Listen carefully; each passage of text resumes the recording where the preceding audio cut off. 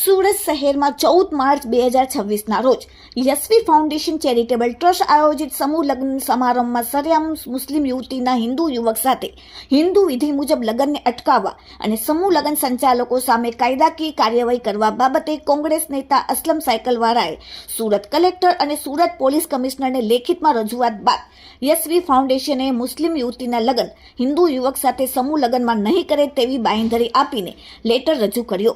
આ સમગ્ર મામલે કોંગ્રેસ નેતા અસલમ સાયકલવાળાએ ગુજરાત સરકારના ધર્મ સ્વાતંત્ર્યના નિયમ અને હિન્દુ મુસ્લિમના લગ્ન વિશે કેટલીક મહત્વની અને સાથે હિન્દુ યુવક અને યુવતીઓ માટે કેટલીક ખાસ મહત્વની જાણકારી આપી।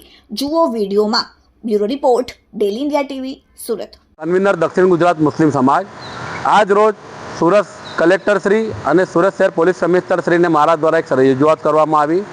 રજૂઆતનો મુખ્ય મુદ્દો એ છે કે ગઈકાલે યશવી ફાઉન્ડેશન ચેરિટેબલ ટ્રસ્ટ દ્વારા એક પત્રકાર પરિષદનું આયોજન થયું હતું। યશવી ફાઉન્ડેશન 14મી માર્ચ 2026ના રોજ સુરતમાં 101 અનાથ અને પિતા વિહોણી દીકરીઓના સમૂહ લગ્ન સમારોહનું આયોજન કરી રહ્યું છે। સમૂહ લગ્નના આયોજન સામાજિક રીતે અને આ વધતી મોંઘવારીમાં થાય એ આવકારદાયક છે, એમાં કોઈને ક્યારે વાંધો નથી। પરંતુ આ સમૂહ લગ્નની અંદર સંચાલકો દ્વારા એક પત્રકાર મિત્રોને જણાવવામાં આવ્યું કે આ સમૂહ લગ્નની અંદર એક મુસ્લિમ યુવતી એના હિન્દુ યુવક પ્રેમી સાથે હિન્દુ વિધિ પ્રમાણે લગ્ન કરશે। આજ દિન સુધી સુરત હોય કે સમગ્ર ગુજરાત રાજ્ય હોય, ક્યારેય કોઈ સમૂહ લગ્નમાં આવા આંતરધાર્મિક લગ્નો થયા નથી। ગુજરાત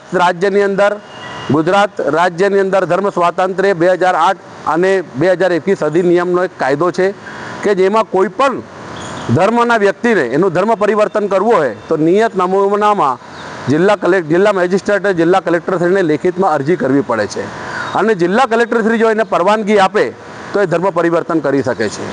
તેમજ લગ્નના નામે ધર્માંતરણ કરવું એ ગેરકાયદેસર છે અને એમાં કડક સજાની જોગવાઈઓ છે। એટલે આ સંચાલકોએ ગુજરાત સરકારના આ કાયદાનો અધિનિયમનું સરેઆમ ઉલ્લંઘન કર્યું છે અને આવી રીતે જો આંતરધર્મીય લગ્નો થશે તો આવનારા દિવસોની અંદર બીજા જે સંચાલકો, બીજી જે સંસ્થાઓ સમૂહ લગ્નો કરે છે એ પણ જાણી જોઈને આંતરધર્મીય લગ્નો કરવા માટે પ્રેરાશે, જેનાથી શહેરની અને રાજ્યની શાંતિ સલામતી જોખમાશે, જે આપણા રાજ્યમાં અંદર શાંતિ, એકતા, ભાઈચારાનું સૌહાર્દપૂર્ણ વાતાવરણ છે એ બગડશે।